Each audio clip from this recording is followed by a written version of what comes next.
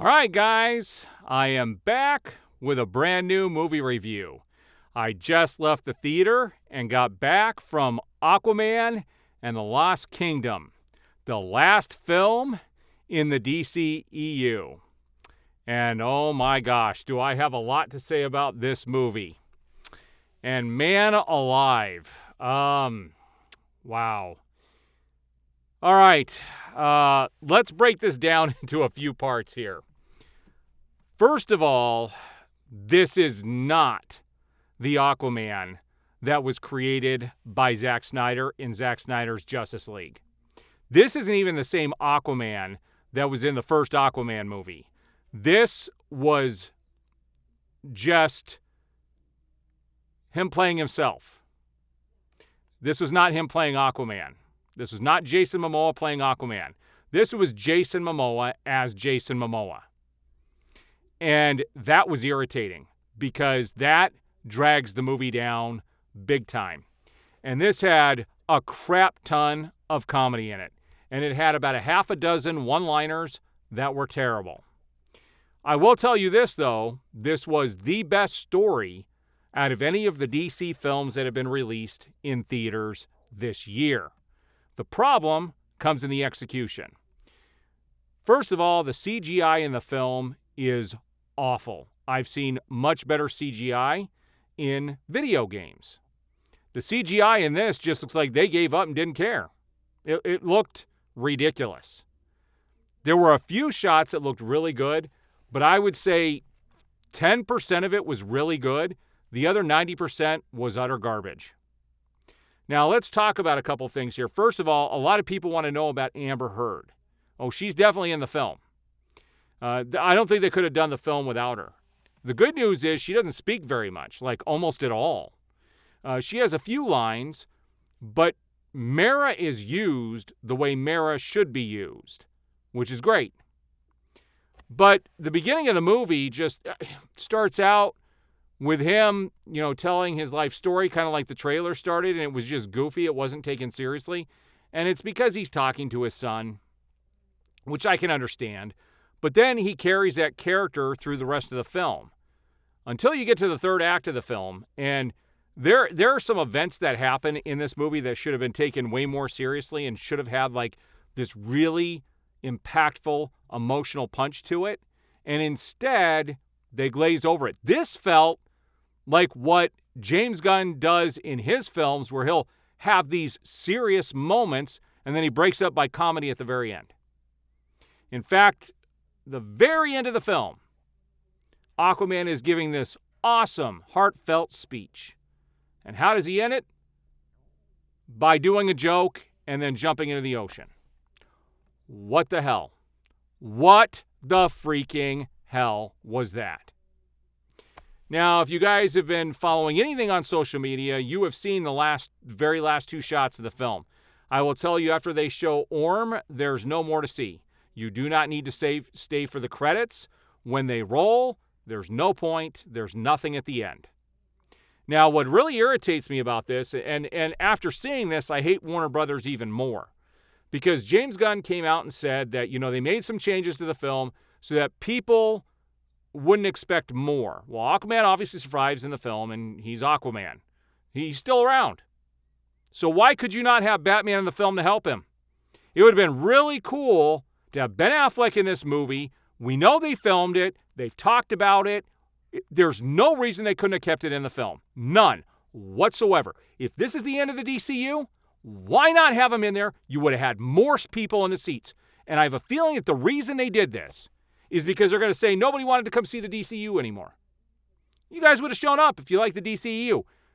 This is not the DCEU that was created back with Man of Steel, Suicide Squad, Wonder Woman. It's not the same. In fact, I would say, and I saw somebody post about this online the other day, that really the DCU ended with Zack Snyder's Justice League, and everything after that, everything after that timeline, everything from Birds of Prey up until now, doesn't even count. And I would have to agree with that, because that's when the studio took a dump and people stopped going, is when they got this silly garbage. And this movie was nothing but silliness. Now, here's what I really did like. Black Manta was awesome in this film.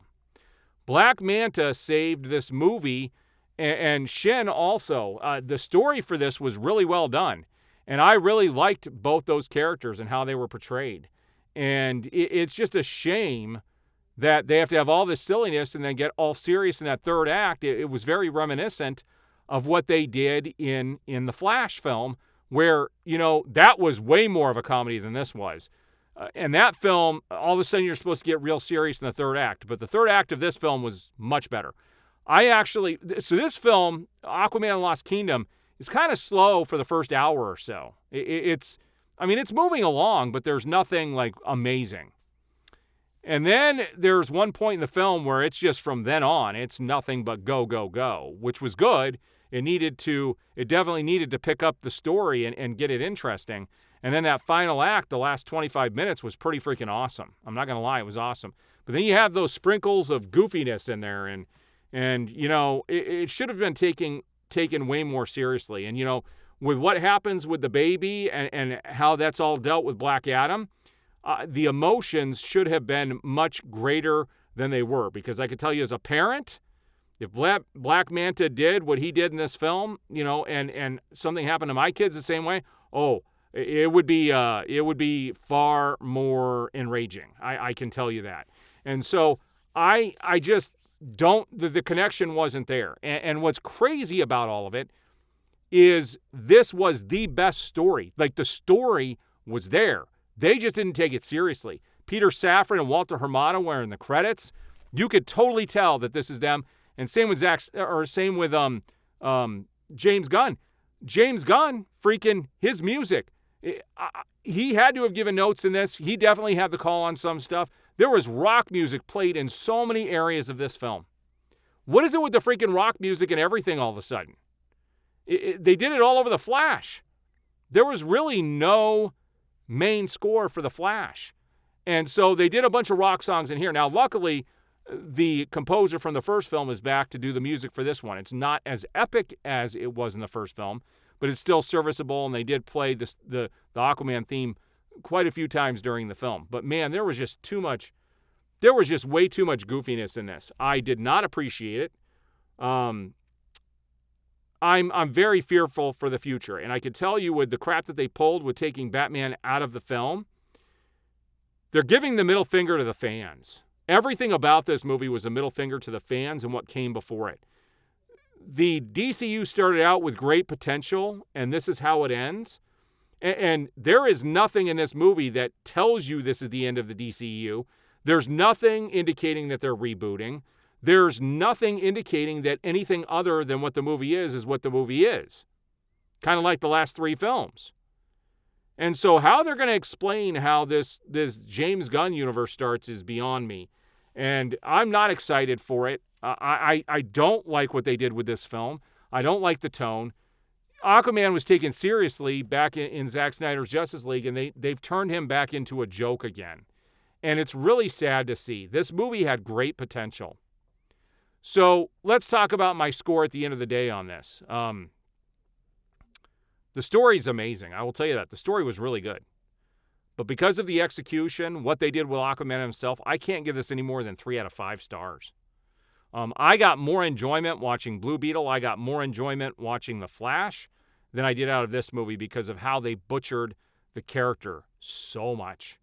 This is not the Aquaman we were supposed to have. And shame on Momoa for not pushing for it to be the character that was started. You turned it into a joke, dude. Turned it into a joke. It's sad to see. It's sad to see that this is how it's going out. All right, guys, there's my review for Aquaman and the Lost Kingdom. If you want to go see it, go see it. I don't think you're going to get bored or not enjoy the film, but it is not the film it could have been. All right, guys, there's my review. I will see you guys on the next one.